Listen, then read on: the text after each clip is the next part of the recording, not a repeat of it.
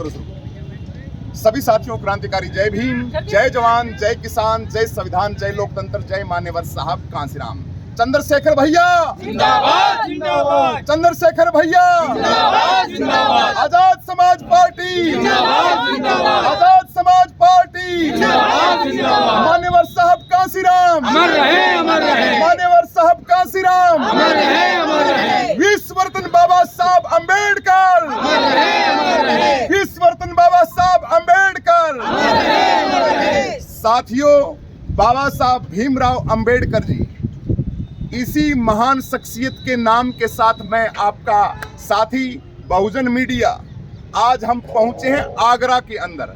आगरा की ये पावन धरा है और यहाँ पे बाबा साहब हमारे मसीहा विश्वरत्न बाबा साहब अम्बेडकर आज से लगभग 70 साल पहले इस धरा पे भाषण दिया था।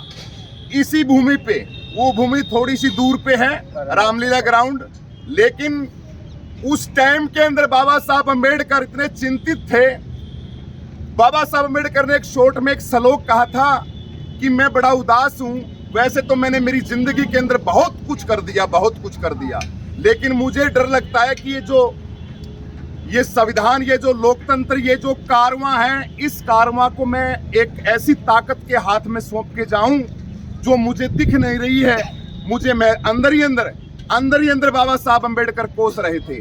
आज साथियों 70 साल के बाद, वैसे तो हमारे बहुत महापुरुष आए, मान्यवर साहब कांसीराम जी का नाम तो हमारी नस नस के अंदर है, बहन जी भी आई, लेकिन उस क्रांति को बहुजन समाज के, दबे हुए समाज की असली ज्वाला जो विश्वरत्न बाबा साहब अम्बेडकर थे, ऐसी ज्वाला का एक मसीहा जिसका नाम है मान्यवर नगीना सांसद बहुजन समाज की आवाज भाई चंद्रशेखर आजाद। आज इस धरा के ऊपर कितनी बड़ी महान शख्सियतें, और एक एक शॉर्ट में बताऊं, ज्यादा अपना चैनल पे मैं बताता रहता हूं आप सभी साथियों को कि बहुजन मीडिया, गोदी मीडिया के ऊपर एक से एक अली बहुत बड़ी तैयारियां करके आते हैं। पता नहीं काजू पिस्ता बादाम, और उनकी पढ़ाई भी बड़ी जबरदस्त होती है, लेकिन ये हमारा दलित मीडिया एक ऐसा मीडिया है जो आसान से आसान भाषा के अंदर बात करता है,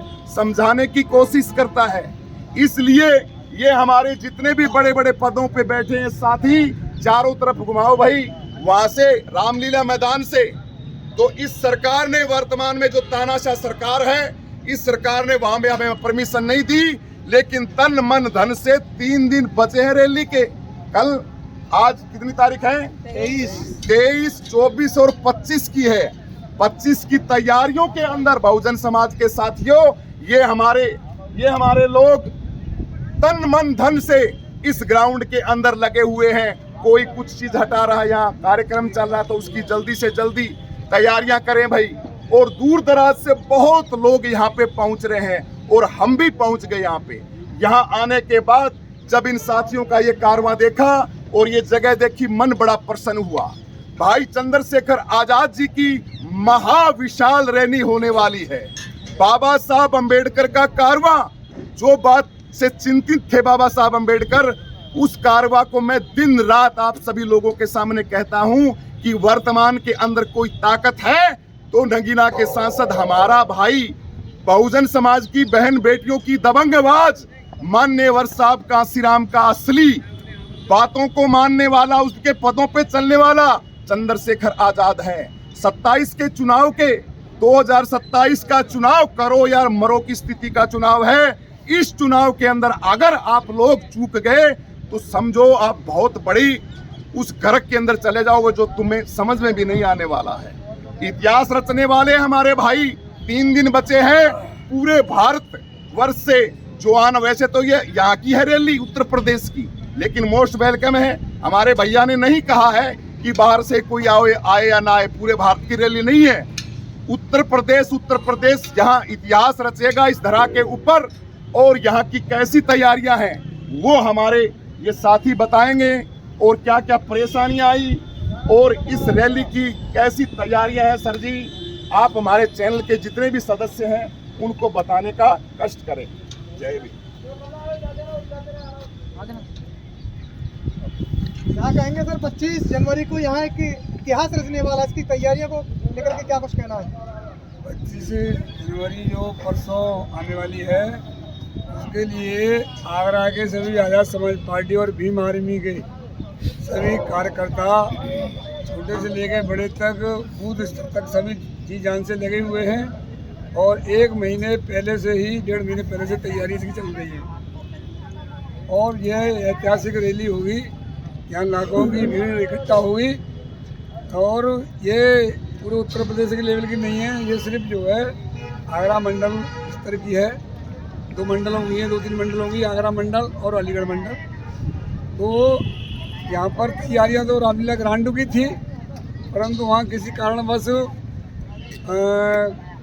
ऐसी जो परेशानी आई कि 3 दिन पहले ही उसके लिए मना किया गया। तो यहाँ पर जो है तो स्तर पर अब दिन रात जो है यहाँ तैयारी चल रही है। ये GIC ग्रांड जो आगरा का पचकू यहाँ के पास में बोला जाता है, इधर को जो टूटी मीना बाज़ार है, तो यहाँ ये फील्ड भी बहुत अच्छा है और बड़ा है, परंतु यहाँ पर जो अब 2 दिन ही शेष बचे हैं, तो दिन रात जो हमारे कार्यकर्ता सभी लगे हुए हैं कि इसको हम जो है दिन और रात में इस फील्ड को मंच बनाकर तैयार कर देंगे। और यहाँ पर जो है 25 तारीख को जो इस समय पूरे देश में, पूरे भारतवर्ष में दलितों, पिछड़ों और मुसलमानों, कमज़ोर वर्गों, विशेषकर महिलाओं की जो आवाज़ बन चुके हैं भाई चंद्रशेखर आज़ाद जी, वो यहाँ आकर के इस सभा को संबोधित करेंगे और लाखों की भीड़ यहाँ इकट्ठा होगी। सर, आगरा पहले से ही बसपा का गढ़ रहा है, लेकिन क्या लग रहा है सांसद जी यहाँ पर अपनी जगह टिका पाएंगे? नहीं, बसपा का गढ़ रहा, कभी यहाँ पर RPI का गढ़ रहा था जी। बाबा साहब के समय पर, बाबा साहब के बाद में, तो अब बसपा का तो पुराना सिक्का हो चुका ना। हाँ। अब वो सिक्का घिस चुका। अब तो भाई चंद्रशेखर आज़ाद जी हैं। हाँ। बसपा अब कहाँ रही है? आपने देखा था ना, पहले बसपा की यहाँ पर 8-8 विधायक निकलते थे, 7-7 विधायक निकलते थे। अब सब तीसरे नंबर पर आए, जमा जब्तें हुई हैं। अब कहाँ रही वो बसपा का जो है?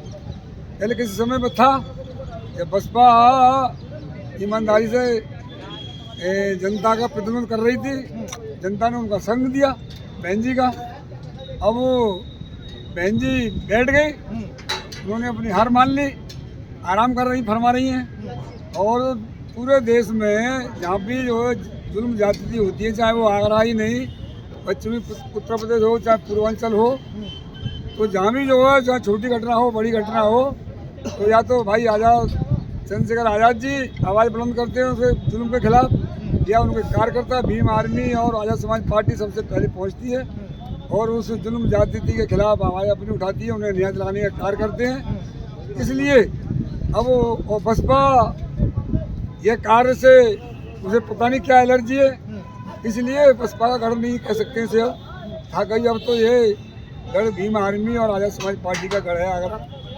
सांसद चंद्रशेखर आज़ाद जी दलितों के साथ साथ सर्व समाज पर हुए अत्याचार के खिलाफ में वो सड़कों पर उतरते हैं। क्या आपको लगता है कि आगरा के आसपास के इलाकों में उनकी सक्रियता से कुछ बदलाव हुआ है? तो अच्छी बात है ना, जो भाई जो है जाति बगैर जाति देखे, किसी की जाति न देख करके, और जो जुल्म जाति के खिलाफ जो है, चाहे वो किसी भी वर्ग का हो, चाहे भले ही सवर्ण वर्ग का हो, अगर कुछ पर जुल्म हो रहा है उसके खिलाफ जो है हमारे सांसद भाई चंद्रशेखर आज़ाद जी जो आवाज़ बुलंद करते हैं, उसके खिलाफ बोलते हैं, तो ये तो अच्छी बात है, जो अच्छा संदेश है। बाबा साहब ने भी कहा था, बाबा साहब ने कहा था कि उन्हें जो है ब्राह्मणों से कोई नफरत नहीं है, परंतु ब्राह्मणवाद से नफरत है।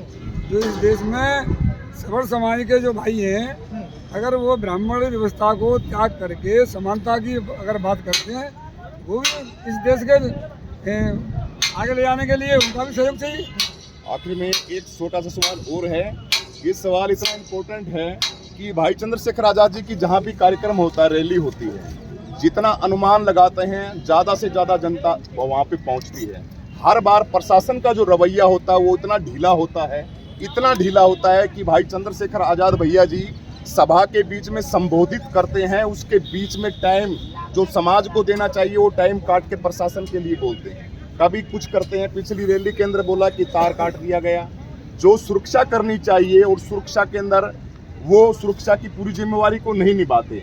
अब ये इतना, एक तो जहाँ पे हमारी रैली का स्थान था वो स्थान हमें नहीं दिया, उसके बाद जगह जहाँ पे हमें ऐसा होता है कि और रियल में थोड़ी पड़ेगी जगह, तो यहाँ पे प्रशासन से आपकी कोई मांग हुई है कि यहाँ सिक्योरिटी की क्योंकि साम दाम दंड विपक्ष के लोग भी आके कुछ ना कुछ यहाँ कर सकते हैं, आशंकाएं बहुत ज़्यादा रहती है। काफ़ी रैलियों को हमने कवरेज करते हैं, हम देखते हैं कि शराब के नशे के अंदर युवा लोग आते हैं, जब उनको पकड़ के पूछताछ की जाती है तो वो ऐसे लगता है कि ये शरारती तत्व हैं। तो उसके लिए प्रशासन से कुछ राज्य प्रशासन से हमारी बात हुई, प्रदेश अध्यक्ष जी और हमारे पार्टी के प्रतिनिधिमंडल उनसे 2 बार 3 बार मिल चुका है और प्रशासन ने पूरा आश्वासन दिया है और पुलिस कमिश्नर यहाँ के जो उन्होंने पूरा आश्वासन दिया है कि हम आपको पूरी सुरक्षा देंगे और पूरी फोर्स लगाएंगे। इसके अलावा आज़ाद समाज पार्टी भीम आर्मी की स्वयं की वॉलंटियर फोर्स है वो भी यहाँ लगेंगी जो, और इससे पहले भी यहाँ रैली हो चुकी है। तो ऐसा वो प्रयास करते हैं मगर वो प्रयास मतलब जो यहाँ सफल रहेगा जो है, और ऐसा यहाँ पर कोई कुछ नहीं होगा और रैली बहुत सफल रहेगी। ऐसा है कि इस देश में 2 विचारधारा हैं, एक असमानतावादी और एक समानतावादी। तो अम्बेडकरवादी जो है वो समानतावादी विचारधारा के हैं, जिनको समानता पसंद नहीं है वो इस तरह की हरकतें करते हैं, जो जिनको जो है बोला जाता है असामाजिक तत्व बोला जाता है, वे देशद्रोही होते हैं और छोटी विचारधारा के होते हैं, वो ऐसी हरकतें करते हैं।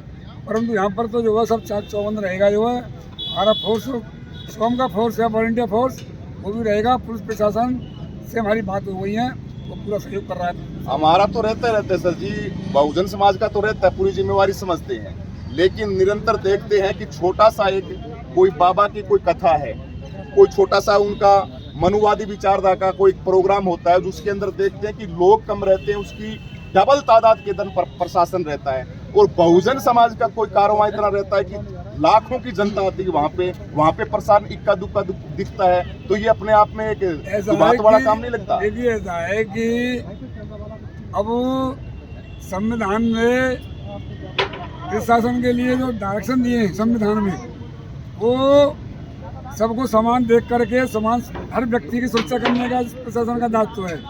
परंतु जिनकी संख्या ज़्यादा है, जो बहुजन समाज के लोग हैं, जिनके वोट ज़्यादा हैं, उनकी सरकार नहीं है।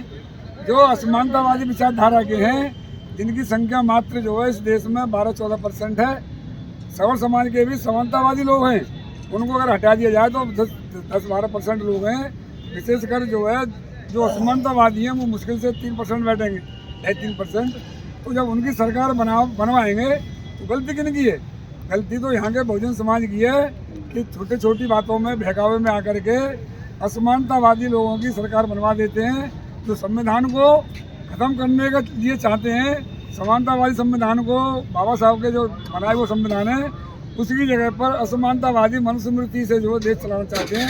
ऐसे लोगों के हाथ में सत्ता सौंपेंगे तो वो तो डिस्टर्ब हो गई। चलो बहुत धन्यवाद सर। मेरा एक और सवाल है सर। एक तरफ में मायावती बहन जी की खामोशी, दूसरी तरफ में सांसद चंद्रशेखर आजाद की सड़कों पर राजनीति जी, इसको कैसे देख रहे हैं सर आप? नहीं, ये तो प्रकृति का नियम है। हाँ।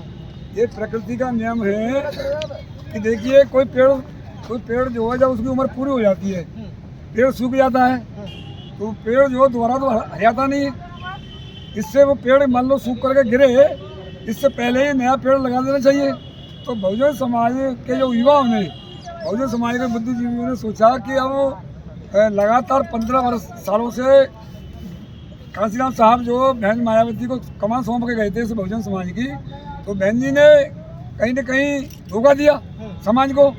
और जो पहले जो आंदोलन गरीबों पर अत्याचार होते थे, दलितों पर, मुस्लिमों पर, पिछड़ों पर, जिस प्रकार से बहन जी पहले मुखर होती थी, अब नहीं होती है। कहीं न कहीं दबाव है, कहीं न कहीं दबाव है। वो किस दबाव में है सब जानते हैं, सब समझते हैं। और इस समय वो सरकार के भारी दबाव में है। इसलिए मतलब जो बहुजन समाज का जो बुद्धिजीवी वर्ग है और जो वोटर है, वो धीरे धीरे बहन जी से जो है अलग हो गया। अब उन्होंने विकल्प रूप में भाई चंद्रशेखर आज़ाद जी को जो है इसलिए चुना कि भाई चंद्रशेखर आज़ाद जी और उनके फॉलोवर, जहाँ देश का कोई भी कोना हो, भीम आर्मी सबसे पहले आजाद समाज पार्टी के लोग वहाँ पहुँचते हैं, उनकी मदद करते हैं, उन्हें न्याय दिलाने के लिए धरना प्रदर्शन आंदोलन करते हैं। यहाँ तक कि भाई चंद्रशेखर आजाद जी ने जेलें काटी, पुलिस के प्रशासन के लट खाए। इसलिए जो करेगा जनता उनको सर आंखों पर हथियार उठाती है। जो जिस जनता के लिए करेगा वो जनता उसी को साथ देगी। अब आने वाले समय में संघर्ष कर रहे हैं तो कांशीराम साहब ने जो सपना देखा था बहुजन समाज को इस देश का हुक्मरान बनाने के लिए, बहन जी ने आकर के उसको धोखा दिया। इसलिए भाई चंद्रशेखर पर लोग जो है वो इधर को निगाह है। और अभी हम बहुजन समाज सारी जातियों को बहुजन समाज बनाने में लगे हुए हैं। बार बार एक चीज ये बोल रहे हैं कि बहन जी ने धोखा दिया। धोखा कैसे मान सकते हैं?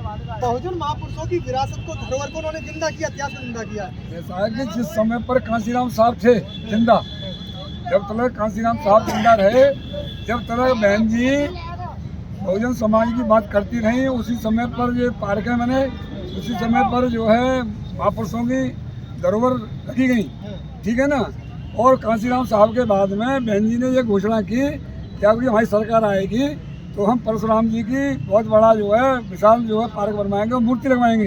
ध्यान होगा आपको, बहन जी के ही मतलब जो सामने मंच पर ये मतलब नारे लगने लगे कि हाथी नहीं गणेश है, ब्रह्मा विष्णु महेश है। तो इसलिए अब हमने तो कहा नहीं, तो जो है यहाँ की जनता ने जब बहन जी की ये जो है कांशीराम साहब के बाद में बहन जी ने कोई धरोहर बहुजन समाज की नहीं सजे, कोई धरोहर को नहीं सजा, बल्कि जो है उनको त्याग दिया।